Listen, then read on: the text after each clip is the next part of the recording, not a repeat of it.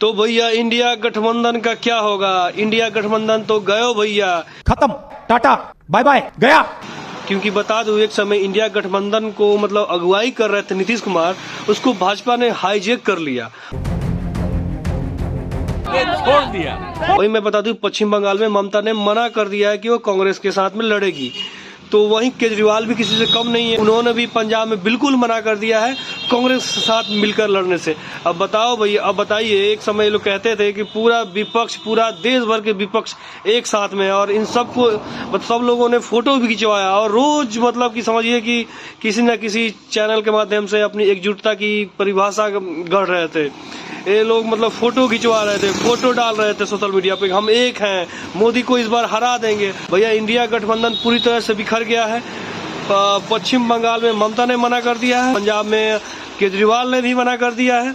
मतलब कि कांग्रेस बिल्कुल अकेले हो गई। अब कांग्रेस के जो राहुल है, कांग्रेस के जो राजकुमार हैं, वे नया यात्रा पे निकले हैं, लेकिन वो जिस भी राज्य में जा रहे हैं वहाँ इंडिया गठबंधन बिल्कुल बिखर जा रही है। नीतीश कुमार को इंडिया गठबंधन से हटने का मतलब एक ही रीजन है, क्योंकि वहाँ पे उनकी थोड़ी सी वैल्यू कम हो गई थी, इनको दरकिनार करने का कोशिश किया जा रहा था।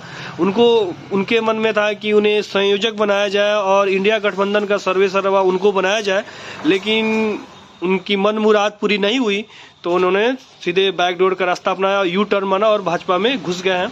और भाजपा ने भी इस मौके को भुना दिया, क्योंकि भाजपा का मेन टारगेट है लोकसभा, आने वाला लोकसभा चुनाव। और जानती है कि बिहार में 40 सीट है और 40 में से 40 सीट लाना है, तो कहीं ना कहीं जेडीयू को साथ में लेकर ही आना पड़ेगा। जेडीयू को भले ही कम वोट है, लेकिन उनकी लोकप्रियता कम हुई है नीतीश कुमार की, लेकिन वे जोरन का काम करेंगे और कहीं ना कहीं हर सीट पे जितवाने में भूमिका उनकी रहेगी। यही कारण है कि भाजपा ने इस मौके को बनाया और ये संदेश भी देना चाह रही थी, देखो भैया गठबंधन बनने के पहले ही टूट गया। तो वहीं ईडी की मार से सारे परेशान हैं। झारखंड के जो मुख्यमंत्री हैं उनके ऊपर 10वां समन ईडी का चला गया, वो गायब ही हो चुके हैं। मतलब वे दिल्ली में गए थे, ईडी उनको पकड़ने वाली थी, लेकिन वे गायब हो गए हैं। वही हाल है आरजेडी के नेताओं का, मतलब कि लालू यादव को भी कल पूरे दिन भर बैठाकर ईडी ने पूछा है। वही अब की बारी शायद सुनने में आ रहा है कि तेजस्वी यादव को भी उठाकर ले जाएगी।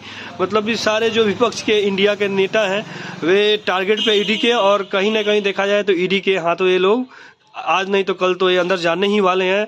वहीं केजरीवाल का भी 6-7 बार समन आ चुका है और शायद अगला नंबर उनका होगा।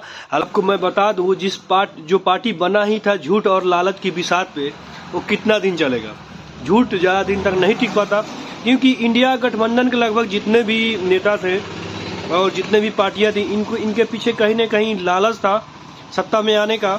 आपको मैं बता दूं, इंडिया गठबंधन टूटने की सबसे बड़ी जो वजह है वह है नीतीश कुमार का भाजपा के साथ जाना। और बता दूं कि भाजपा ने भी मौके पे चौका जड़ते हुए नीतीश कुमार को अपने पार्टी से मिला लिया। भाजपा चाहती थी कि पूरे देश भर में यह मैसेज आए कि इंडिया गठबंधन अब खत्म हो चुका है, इनमें एकजुटता नहीं है, इनके बीच बस लालच था। और इन लोगों की मन मुरादें जब पूरी नहीं हुई तो ये लोग बिखर गए।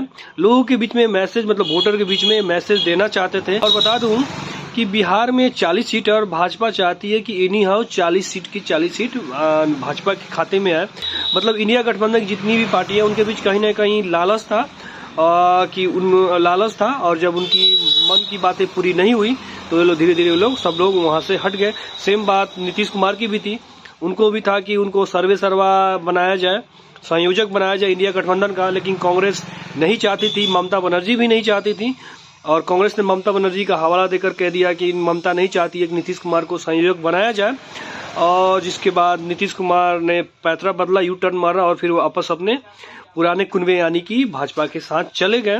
और भाजपा ने भी सही मौके का बहुत अच्छी तरीके से फायदा उठाया है और मौके पे चौका जड़ दिया।